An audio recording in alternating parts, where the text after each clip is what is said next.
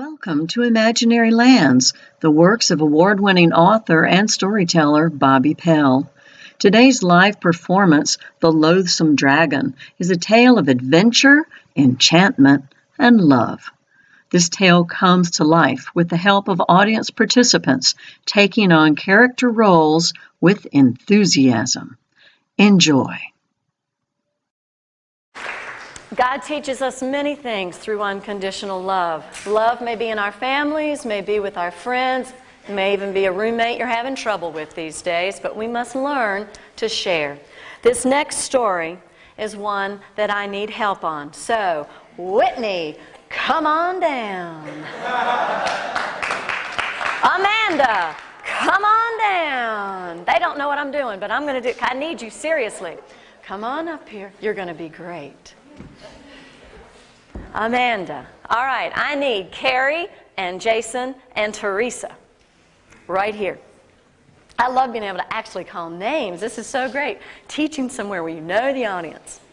This story is also a medieval ballad. And this story comes to us from both the Celtic and the British traditions. These happen to be students of mine, and they have no idea what I'm getting ready to do to them. Okay, Amanda, I need you on this side, sweetie. And you guys stay on that side. All right, now, whenever you act out a story, the best thing to do is to become the character. Forget who you are and simply take on that role. So, in this story, Amanda will play Margaret. Margaret is a woman who is beautiful, and I want you all to try this. Put your hand here. The sign language for the word beautiful, this is your part, beautiful. There you go. Now, Amanda, when I say you were beautiful, you're going to give me beautiful.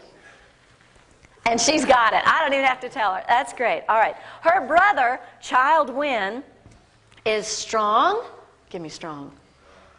And brave. Let me give you a sword. Have a sword. Okay. Now, these three folks are going to be the ghosts. And they get... Jason, I'll give you the rain stick. And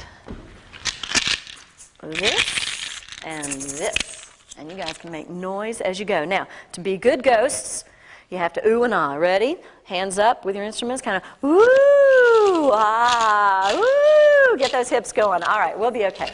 All right. This story is The Loathsome Dragon. Once upon a time at Bamborough Castle, there was a king and a queen with two children. They were so proud of their children. Their eldest was their son, Child Win. He was strong and brave. His sister, Margaret, was beautiful. And not only was she beautiful on the outside, but she also had a pure heart. Now, soon it came the time for Child Win to seek adventures. And so he pulled his sword and sailed away to places unknown for a space of time. Now, not too long after that, though, a dreadful thing occurred. The queen died. The king knew that he must search for a new bride, for his monarchy needed to be balanced. So he searched far and he searched wide, all in search for a brand new bride. He found her. She was gorgeous. And unbeknownst to him, she was an enchantress. Well, he sent word back to the castle that the wedding had taken place, but they were to have a feast when they returned to his home. So Margaret, in charge of all the staff, decided that she would even help out. She swept the floors. Sweep. She cleaned the mirrors, dusted the furniture, and she even did the toilets. There you go. Now, time came when they arrived. And Margaret was prepared to give her new mother the keys to the kingdom and handed them to her. Thank you, dear. Now, as this happened, two guards nearby said to one another, "Have you seen how lovely the new queen is?" "Oh, yes," said the other, "but none is as beautiful, none is as fair as Margaret." Well, the new queen heard this, and she hid it in her heart. That night, Margaret went to sleep. That's good.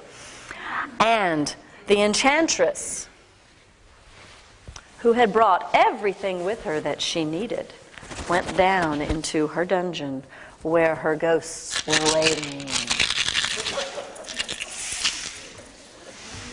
"Come to me, ghost, and circle me do." We'll see how good they are. There we go. Ooh, ah, ooh, ah. And she sent a spell to the fair Margaret. "I will thee to be a loathsome dragon, and forever thou shalt be, until Child Win, the king's only son, hath thrice kissed thee. Now be gone into the night." And they were. The next morning, when the maidens went in to help their mistress Margaret awaken, they pulled back the bed curtains. They were aghast with horror, for instead of their lovely mistress, there was a lidless, green, scaly serpent with talons and claws and very bad breath.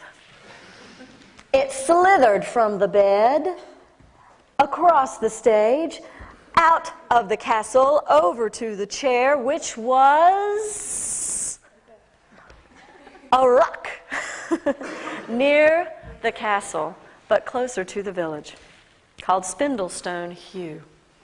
And there it stayed. Now, the villagers were worried because they thought, what if the beast becomes hungry?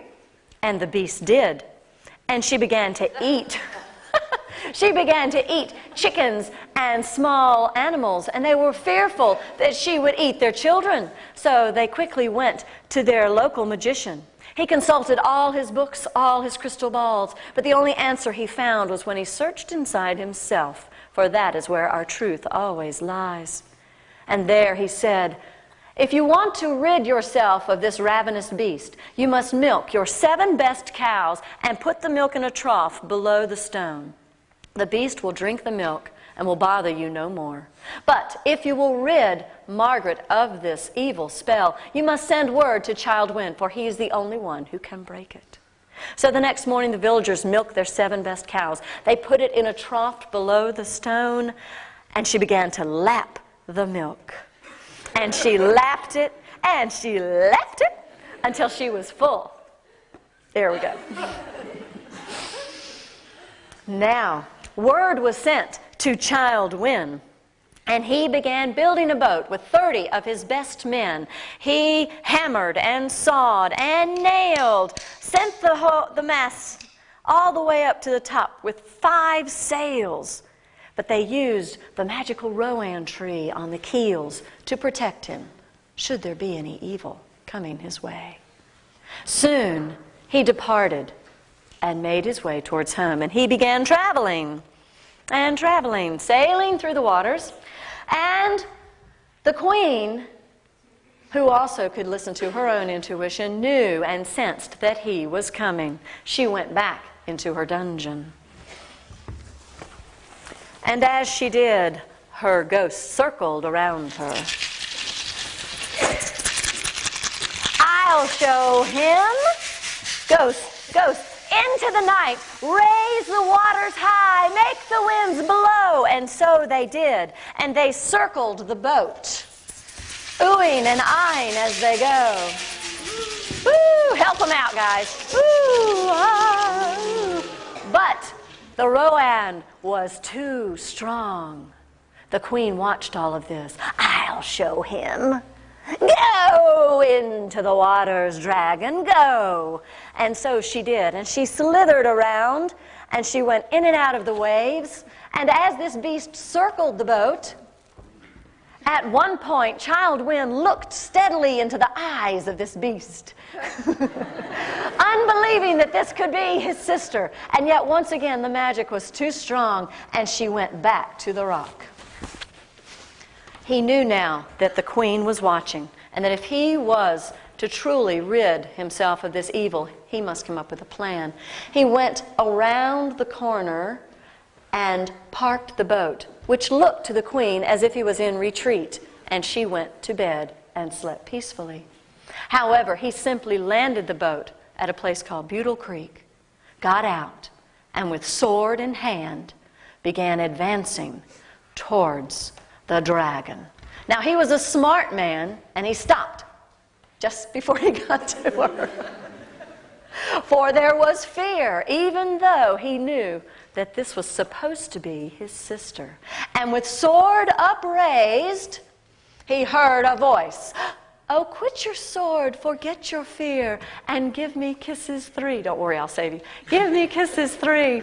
For though I am a loathsome beast, no harm shall come to thee.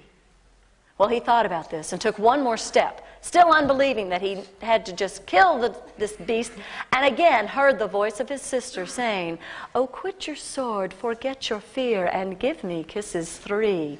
If I'm not one ere set of sun, one shall I never be.